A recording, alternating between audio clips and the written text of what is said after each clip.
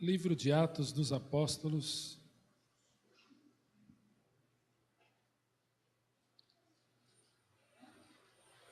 Atos capítulo 22.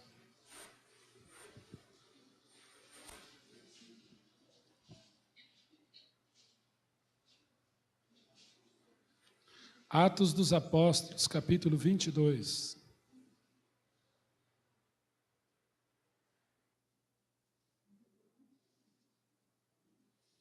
Nós vamos ler um texto, Atos 22. Deixa aberta a sua Bíblia aí, vamos orar. Pai, nós te agradecemos mais uma vez a oportunidade que Tu nos dás de abrirmos a Tua palavra, de cantarmos louvores a Ti e de saber que Tu nos ama, de saber, Senhor, e ter a certeza que Tu falas aos nossos corações. Sê conosco, Pai, continua falando conosco, como eu creio que Tu estás falando. E pela Tua graça, ouça o nosso louvor, a nossa adoração essa noite, apesar de quem somos. Por isso, Senhor, estamos em volta dessa mesa, porque carecemos e precisamos de Jesus todos os dias. E oramos em nome dEle. Amém, Senhor. Amém. O apóstolo Paulo está em Jerusalém, está sendo acusado de algumas coisas, sendo acusado de perverter a ordem, subjugar o povo, e também sendo até acusado de formar um exército. E interessante é que o apóstolo Paulo, ele está sendo atacado pelo seu próprio povo e indo preso. E no momento que o apóstolo Paulo está indo preso, ele pede a palavra àquele que o prendia, para que pudesse se dirigir ao povo. E no capítulo 22 do livro de Atos, Paulo, fala ao povo. Paulo diz assim, capítulo 22 de Atos, a partir do verso 1. Irmãos e pais, ouvi agora a minha defesa perante vós. Paulo está se dirigindo aos judeus, por isso que os chama de irmãos e pais. Quando ouviram que lhes falava em língua hebraica, guardaram ainda maior silêncio. E continuou. Paulo estava sendo preso por soldados romanos e um deles fica surpreso que Paulo falava grego, Paulo também falava latim, e agora Paulo se dirige ao povo, o povo judeu que o acusava em hebraico, em língua hebraica, e o povo, então, ouvindo a língua hebraica, se silenciou. E Paulo dá o seu testemunho. Guardaram maior silêncio e continuou, verso 3. Eu sou judeu, nasci em Tarso da Cilícia, mas criei-me nesta cidade, e aqui fui instruído aos pés de Gamaliel, segundo a exatidão da lei de nossos antepassados, sendo zeloso para com Deus, assim como todos vós o sois no dia de hoje. Persegui este caminho até a morte, prendendo e metendo em cárceres homens e mulheres, de que são testemunhas o sumo sacerdote e todos os anciãos. Destes recebi cartas para os irmãos e ia para Damasco no propósito de trazer manietados para Jerusalém os que também lá estivessem, para serem punidos. Ora, aconteceu que indo de caminho e já perto de Damasco, quase ao meio-dia, repentinamente, grande luz do céu brilhou ao redor de mim. Então caí por terra, ouvindo uma voz que me dizia, Saulo, Saulo, por que me persegues? Perguntei, quem és tu, Senhor? Ao que me respondeu, eu sou Jesus, o Nazareno, a quem tu persegues. Os que estavam comigo viram a luz, sem contudo perceber o sentido da voz de quem falava comigo. Então perguntei, que farei, Senhor? E o Senhor me disse, levanta-te, entra em Damasco, pois ali te dirão acerca de tudo o que te é ordenado fazer. Tendo ficado cego por causa do fulgor daquela luz, guiado pela mão dos que estavam comigo, cheguei a Damasco. Um homem chamado Ananias, piedoso conforme a lei, tendo bom testemunho de todos os judeus que ali moravam, veio procurar-me e, pondo-se junto a mim, disse, Saulo, irmão, recebe novamente a tua vista. Nesta mesma hora recobrei a vista e olhei para ele. Então ele me disse: o Deus de nossos pais de antemão te escolheu, para conhecerdes a sua vontade, ver o justo e ouvir uma voz da sua própria boca, porque terás de ser sua testemunha diante de todos os homens das coisas que tens visto e ouvido. E agora, por que te demoras? Levanta-te, recebe o batismo e lava os teus pecados, invocando o nome dele. Tendo eu voltado para Jerusalém, enquanto orava no templo, sobreveio-me um êxtase. E vi aquele que falava comigo: apressa-te e sai logo de Jerusalém, porque não receberão o teu testemunho a meu respeito.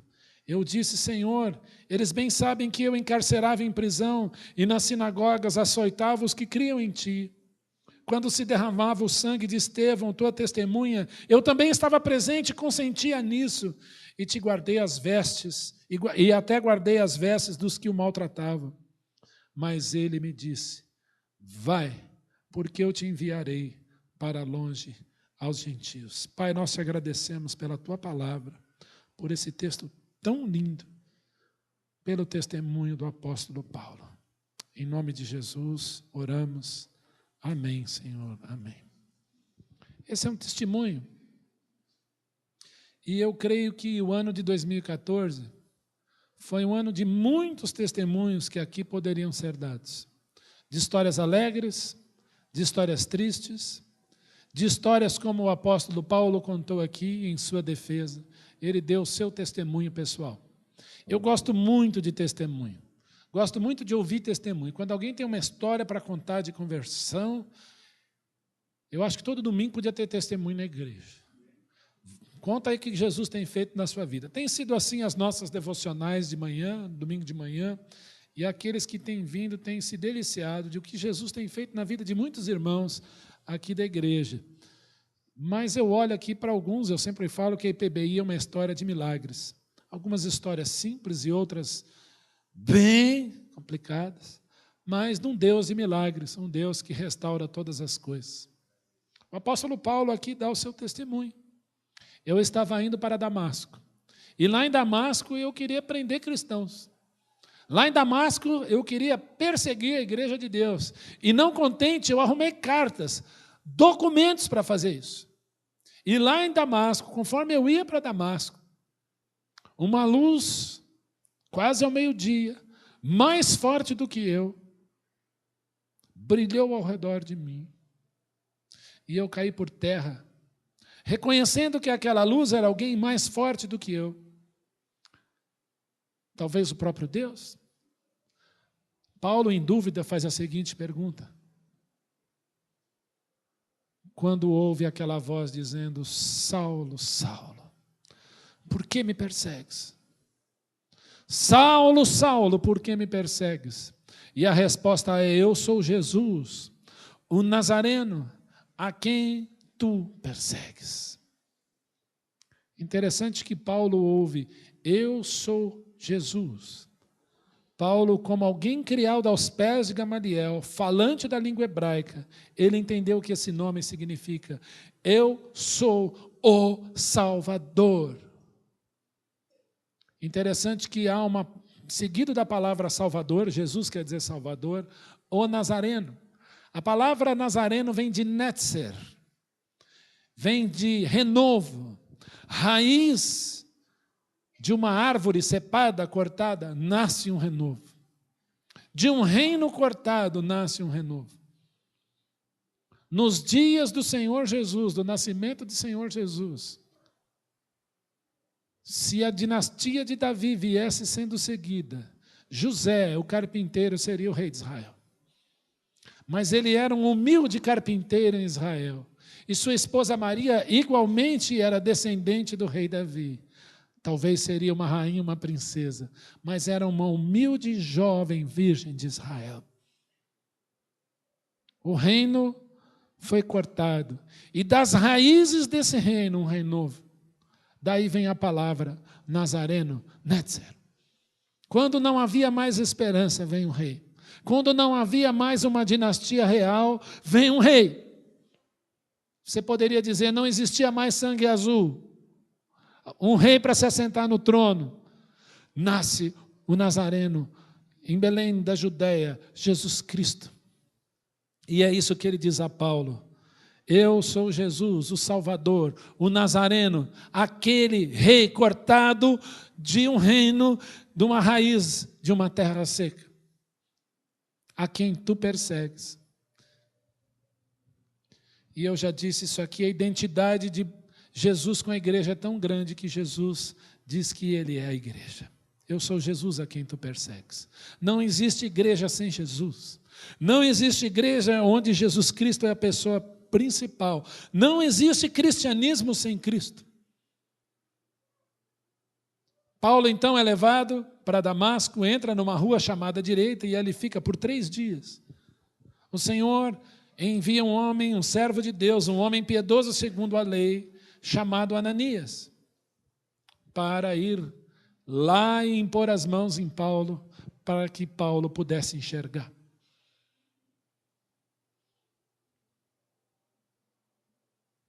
Mas o que é mais interessante é que Paulo estava orando. Paulo estava clamando o nome de Jesus. Se você ler essa mesma história em Atos 9, Paulo invocava o nome de Jesus. Você que me cegou, abra os meus olhos. O que você quer de mim? Por que você me deixou assim? Eu mereço passar por isso porque eu persegui a tua igreja. Eu persegui aqueles que eram do caminho. Eu achava que eles eram maus, mas eles são homens de Deus. E o Senhor tem levantado um povo chamado igreja. Eu imagino Paulo orando assim. E se há alguma misericórdia sobre a minha vida, apesar de eu não merecer, faça alguma coisa em mim. Talvez durante esse ano você orou assim. Quantas vezes, talvez você não tenha edificado a igreja, mas talvez jogado contra a igreja. Eu não estou falando da IPBI, eu estou falando da igreja de Cristo. Talvez você, como Paulo, chegou um momento em que você orou e disse, Senhor, eu estou simplesmente colhendo as consequências daquilo que eu plantei nesse ano. E o ano vai se findando e eu já começo a pensar no ano que vem. Olha, no que vem eu vou tomar um monte de decisões. Eu vou ser um homem honesto, eu vou virar dizimista, eu vou frequentar mais a igreja, eu vou perder peso, eu vou emagrecer, eu vou controlar a boca, eu vou ser um melhor pai, eu serei um marido melhor. E você já começa a traçar os seus planos, fazendo as suas resoluções de ano novo. E nem bem já brindou ano novo, escutou os fogos no céu, já começa a fazer tudo de novo que você fazia lá em 2014, em 2013, em 2012 e não muda nada. Cuidado, talvez precisemos ir para Damasco, o Senhor, colocar uma luz e dizer, olha, está acontecendo, meu filho. Mas eu queria destacar aqui, nesses momentos que antecedem a ceia do Senhor, o que o Senhor levantou Paulo para fazer? No versículo 14, nós lemos assim, então ele disse, o Deus de nossos pais, de antemão te escolheu, para conhecerdes a sua vontade, ver o justo, e ouvir uma voz da sua própria boca, porque terás de ser testemunha diante de todos os homens, das coisas que têm visto e ouvido. Fazer uma enquete aqui. Quem aqui passou por momentos difíceis em 2014? Levanta a mão. Pode levantar bem alto, por favor. Quem teve noite sem dormir em 2014? Levante a mão, por favor. Quem passou por aflições por causa de marido, por causa de filho, por causa de esposa, por causa de neto? Levanta a mão. Olha. Quem aqui passou por problema no trabalho? Levanta a mão. Quem aqui foi abençoado no ano de 2014? Levante a mão. Glória a Deus. Paulo está falando exatamente isso aqui. Ele está ouvindo exatamente isso aqui. Presta atenção. O Deus de nossos pais, de antemão, te escolheu para conhecerdes a sua vontade, ver o justo, e ouvir uma voz da sua própria boca. Que voz é essa? A voz que anuncia o evangelho de Jesus, para serdes testemunha diante de todos os homens das coisas que têm visto e ouvido. Você pode dizer para alguém que trabalha com você: Jesus te ama, Jesus é o Salvador, Jesus é o caminho, a verdade e a vida, porque Deus amou o mundo de tal maneira que deu o seu Filho unigênito para que todo que nele crê não pereça, mas tenha vida eterna. Amém. Mas cuidado, que essa pessoa pode dizer assim para você: o que esse Jesus tem feito na tua vida? Me conta. Estamos terminando um ano. Por quantas pessoas você orou esse ano? Quantas vezes você tomou café da manhã esse ano e agradeceu ao Senhor? Obrigado, porque hoje tem café da manhã. Quantas vezes você almoçou e disse: obrigado, porque hoje tem comida na minha mesa? Seja no restaurante, perto da onde você trabalha, ou seja em casa. Quantas vezes você assaltou a geladeira de madrugada? Alguém aqui assaltou a geladeira de madrugada? Esse ano, 2014, eu fiz isso algumas vezes. Tá bom, antes de dormir. Aumentaram as mãos. À tarde. O dia inteiro. Amém. Eu não sei que a hora se você abriu a geladeira fez assim, você, porque não tinha nada. Mas eu tenho certeza que você assaltou, entre aspas, a geladeira de madrugada, o Senhor deixou alguma coisa lá para você comer. Entende como Ele é fiel? O que Jesus tem feito na tua vida? O que Cristo tem te dado?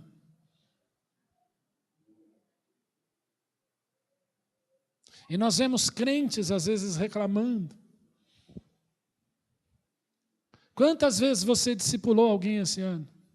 Você levou a pessoa para Cristo e diz: olha, agora, você entendeu quem é Cristo? Entendi, quer orar comigo? Quero. Vamos continuar essa caminhada? Discipulou alguém esse ano? Orou por alguém esse ano? Trabalhou para Jesus esse ano, feliz e contente? Ou disse assim: vamos lá, aguento mais. Quantas pessoas, às vezes, eu vejo vindo, feliz, estão trabalhando para o Senhor, glória a Deus. Quantas vezes esse ano? Quantas vezes você abriu o seu guarda-roupa, você tinha que vestir? Quantas vezes você colocou o sapato, e ainda que você precisou esconder aquele furinho lá, mas você tinha aquele sapato? E quando você falava: Senhor, não dá mais esse sapato, alguém te deu um de presente, ou você achou um lá, passou uma graxa e resolveu, esse aqui ainda dá para usar. Quantas vezes? Eu fico olhando as irmãs, quantas vezes os cosméticos estavam lá à disposição? Infalivelmente. Os batons, os rímels, eu não sei mais o nome, blush. Quantas vezes os acessórios, os brincos, os colares. A gente não para agradecer essas coisas. Estamos terminando um ano e nós vemos um Deus fiel. Quantas vezes você viu os seus óculos ali, pronto para você usar? Você já agradeceu ao Senhor pelo óculos? Talvez você reclama: Senhor, eu não enxergo bem. Está ruim o negócio, eu não consigo ler a placa, está escrito pare, eu estou lendo avance. Mas o Senhor me deu um óculos. O Senhor me deu a capacidade de ir numa ótica e comprar. Gostou do merchandising aí? Depois a gente dá o nome. Quantas vezes eu tive a oportunidade de ir ao médico, fazer um check-up e o médico estava lá? Quantas vezes? Quantas oportunidades Deus me dá? Quantas vezes, Senhor, eu fui para o ponto de ônibus e o ônibus passou. E eu não me atrasei. Quantas vezes eu cheguei no metrô e o metrô não estava em greve. Foram, num ano de 365 dias, em que eu trabalhei 224 dias de metrô, teve 2 dias de greve só, Senhor, glória a Deus. Eu pude ir para o trabalho, todos os outros. Quantas vezes, Senhor, eu liguei, xinguei aquele carro, mas o Senhor me deu aquele carro, Ele me leva para lá e para cá, e é um bom carro, Senhor. E se ele não está tão bom assim, talvez é porque eu não tenho cuidado direito dele. Quantas vezes nós reclamamos e Deus nos abençoando, e Deus nos abençoando, e Deus nos abençoando. Eu fico imaginando o Senhor olhando para a igreja dizendo assim, está parecendo Israel no deserto. Tinha maná, tinha codornizes, batia na rocha, saía água, tinha Moisés que guiava, a nuvem cobria do sol de dia, ficava fresquinho. Quer ar-condicionado melhor do que a nuvem cobrindo do sol do deserto? Tinha fogo à noite para aquecer e o povo reclamando, Moisés, lá no Egito tinha cebola, lá tinha alho, lá tinha pirâmide, lá tinha tudo, e nós aqui.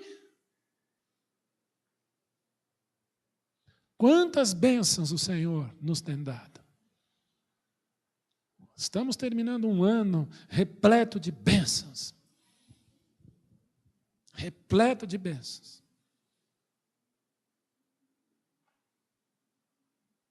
O Senhor cuida de nós.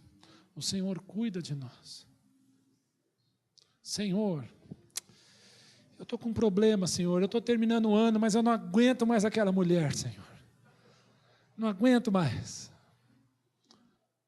Foi aquela que você levou para o altar e jurou fidelidade diante dele. Ore. Porque muitas vezes essa mulher segurou muitas situações difíceis em sua casa. E talvez você não tenha valorizado. Senhor, aquele meu marido, obrigado, Senhor, pelo marido que o Senhor me deu, apesar das dificuldades. Porque muitas são as bênçãos, muito maiores são as bênçãos para contar. E eu te louvo. Senhor, obrigado pelos meus filhos. Senhor, obrigado pelo calor, obrigado pela chuva, pelo frio. Porque o Senhor, esse ano, nos contemplou com multifuncional, um tempo multifuncional. Esse ano fez frio, fez calor, choveu tempestade, mas chuva mesmo, e dias de calor. De amigo aqui, tivemos tudo isso. Chegamos aqui de manhã, estava frio, garoando. Depois abriu um sol, com todo mundo vermelho. Acabamos de orar, cantar, faz chover, fomos embora. Chuva! Que Deus maravilhoso. Quantas bênçãos Ele nos tem dado. Paulo ouviu do Senhor, você tem que dizer diante dos homens as coisas que você tem visto e ouvido. Tem ouvido a voz de Deus falar com você esse ano? Você abriu a sua Bíblia em sua casa, sentiu Deus falar com você? Glória a Deus. Quantas e quantas vezes o Senhor falou comigo. Entrou num ônibus, num avião, abriu a Bíblia, sentiu o Senhor falar com você. Quantas vezes você veio à igreja, numa aula de escola dominical, num sermão, num cântico, ou você cantando ou tocando aqui, ou você sentado aí, Deus falou com você. Quantas vezes você foi dormir, Deus falou com você. Quantas vezes você foi assediado pelo inimigo em sonho e você conseguiu clamar Jesus ainda dormindo e você acorda liberto daquilo, porque Deus fala com você o tempo todo. Quantas reuniões de oração você se colocou de joelhos, chorou aqui e Deus falou com você. Você veio falar com Deus, você veio derramar diante de Jesus as suas súplicas e Ele falou com você. Sabe para quê? Você vive essas experiências para você anunciar o que você tem visto e ouvido da parte de Deus. É muito bom pregar o Evangelho. É muito bom fazer um culto no hospital. É muito bom testemunhar de Jesus para alguém na rua, no trabalho.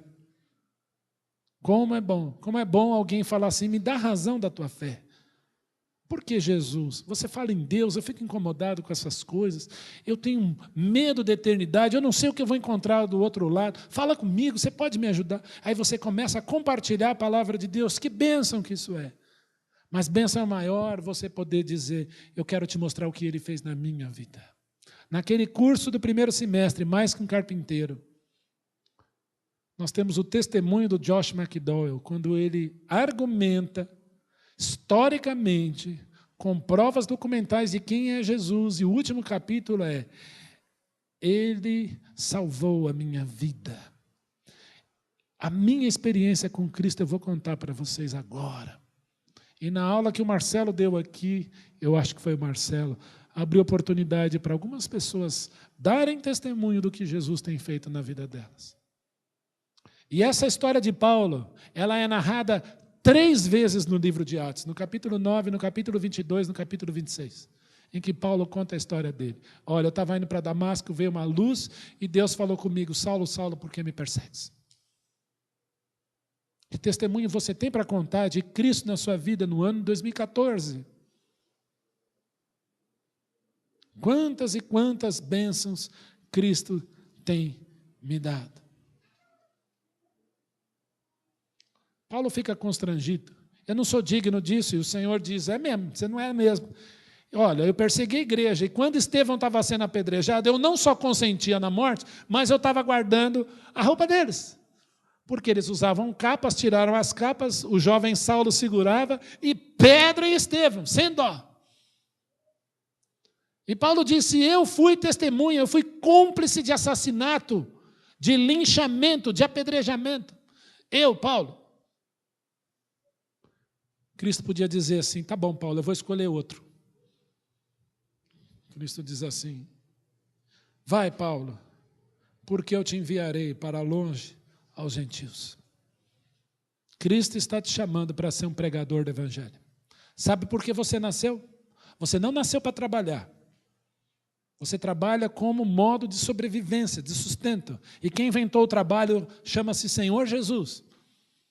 Quem inventou o suor do trabalho, as dificuldades do trabalho, foi o seu pecado e o meu.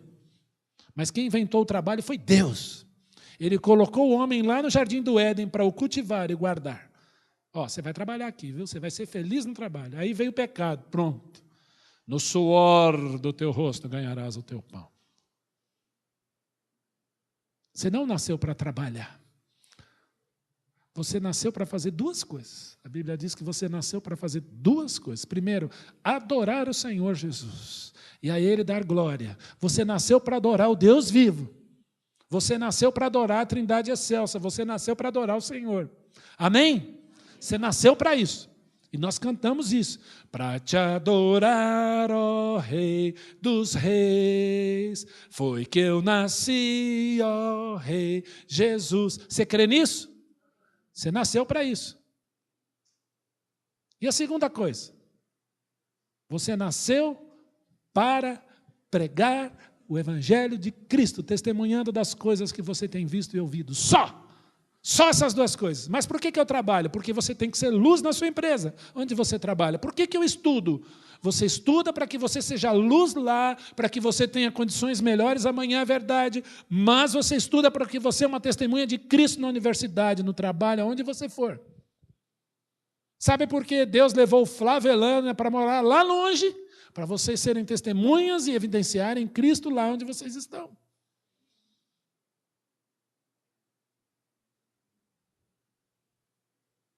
Entendem?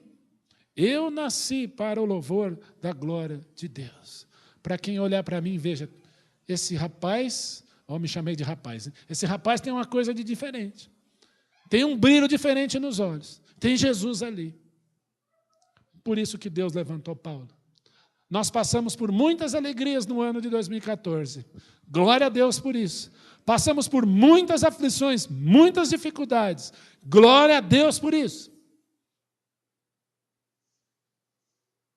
Tivemos um ano, eu preguei aqui no primeiro culto de 2014. E eu disse brincando, olha, um avião vai cair. Só esse mês já sumiu 2. Um sumiu. Caiu um helicóptero aí ontem. Todo ano cai. Um ator famoso vai morrer. Todo ano morre. Esse ano morreu. Eu vi lá a retrospectiva. Aliás, deu medo de ver a retrospectiva. Falei, que mundo ruim, não tem nem notícia boa. É falta de água, é terremoto não sei aonde, é enchente não sei aonde, é guerra aqui e acolá, é rumor de guerra. Todo aquele cenário de Mateus 24 está lá na retrospectiva. Mas o Senhor nos abençoou para que eu adorasse e fosse testemunha das coisas que eu tenho visto e ouvido. Para isso que Ele te chamou. Não seja diferente em 2015.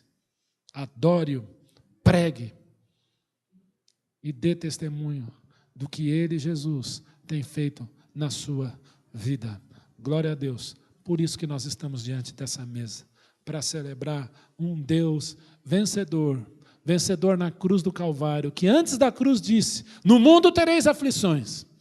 2015 está aí, teremos aflições. A gente para pensar nas aflições, já começa a queima de fogo, você fala, ai, vai ter aflição em 2015, qual será? Quando vai ser? Não se preocupe, elas virão.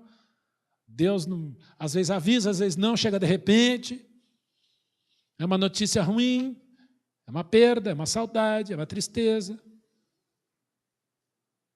No caso do pastor, são muitos problemas, às vezes nem nossos, às vezes de terceiros, mas nós nos envolvemos, nós choramos junto, ou não. Mas as aflições virão. Mas Cristo, antes de morrer, disse: tende bom ânimo, eu venci o mundo. Jesus Cristo disse isso antes da cruz: eu venci o mundo. Ele tinha tanta certeza de que venceria a morte, a cruz, as aflições. Por isso que nós estamos diante da mesa do sacrifício, sim, da mesa do sacrifício de Jesus, sim, mas da mesa da vitória, consumada na cruz do Calvário. Amém? Sejamos testemunhas em 2015 do que temos visto e ouvido. Glória a Deus.